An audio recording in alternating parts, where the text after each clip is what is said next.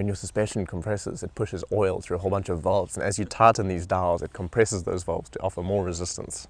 It's cool.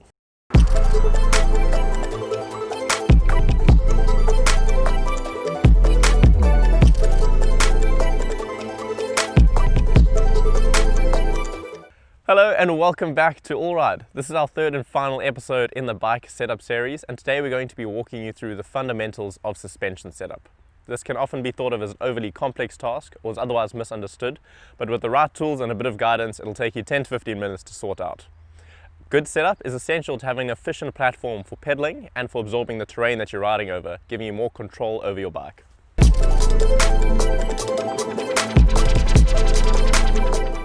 So the first thing you actually want to do is to set up your tyre pressure. If your tyre pressures are too hard, it's going to result in a very harsh ride, a lack of grip, and actually increase your rolling resistance, contrary to popular belief.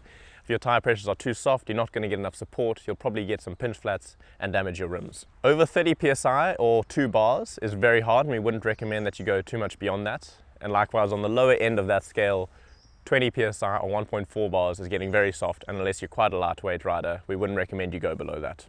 Heavier riders will need more pressure in their tyres and maybe even a tougher casing. For reference, I'm about 80 kilograms on the bike and I run 22 psi up front and about 26 psi in the rear. A heavier casing can increase your tyre's dampening performance, which will give you more support and more traction as the tyre performs better on the ground. So if you're a heavier or more aggressive rider and downhill performance is important to you, you could definitely look into getting a heavier casing.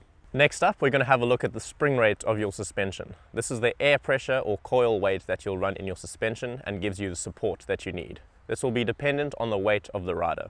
The air valve on your fork is usually located at the top left, and the air valve on your shock will probably be quite easy to find as it's got a little dust cap. So before you set up your sag, you want to make sure that you've set your tyre pressure and that you're kitted up in the typical riding gear that you'd wear when you're out riding to get an accurate measurement. Find some flat level ground to put your bike on and dial back your compression anti-clockwise. That's the blue dial on your bike.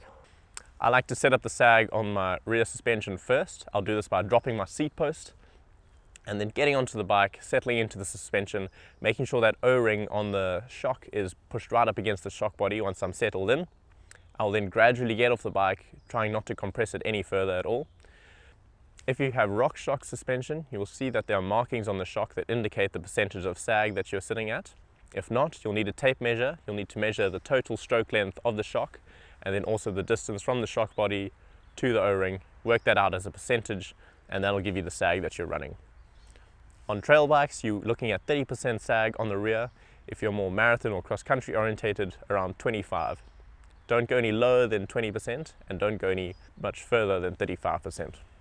On your fork, you're going to have a similar process. You want to push that O-ring right down the stanchion, get on your bike in the riding position. So this is standing up on your feet, putting a bit of weight on the bars in the natural riding position.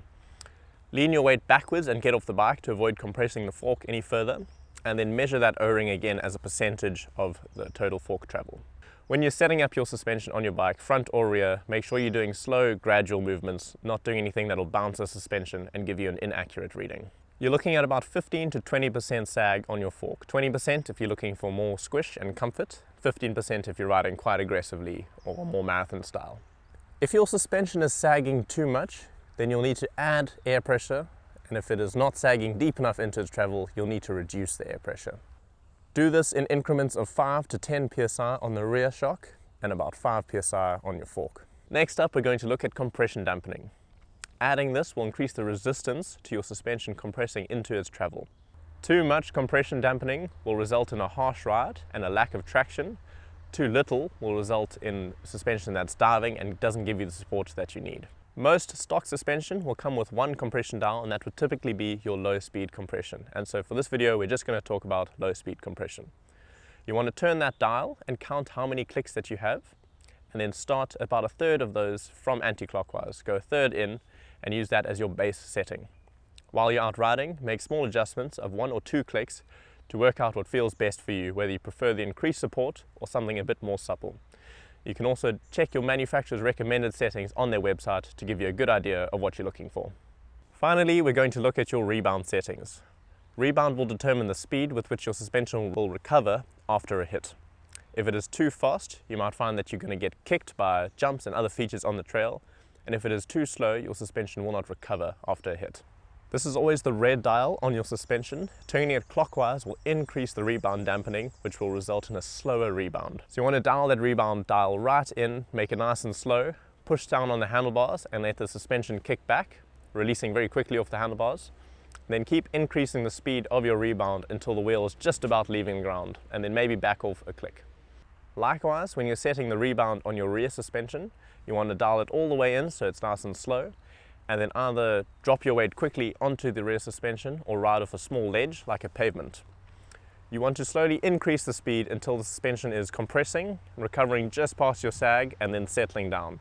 You don't want it to be pogo sticking up and down, and you also don't want it to be recovering too slowly so it's just quite getting up to sag.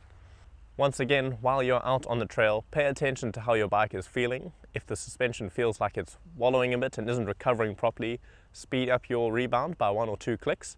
And if it feels like it's too fast and kicking back at you, then you can just slow it down by 1 or 2 clicks. Thanks for tuning in to check out this episode. If you're looking for a more advanced or in-depth look at suspension, go look at Fox Suspension's dialed episodes on their YouTube channel. Super helpful. I'm sure a lot of you have lots of questions after this bike setup series. Feel free to use the comment section to ask any of those questions or let us know what you found helpful. And also be sure to check in with your local bike shop for any advice or help in setting up your bike. Hit that like and subscribe button and we'll see you on the trails. Send it!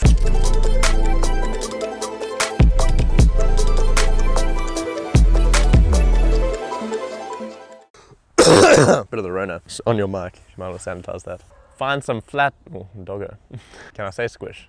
Sorry, I'm looking at these guys. How's it going? He's got a KGB tattoo. My dad's got one. My dad has a KGB person. No, what? Okay, look back. Look back.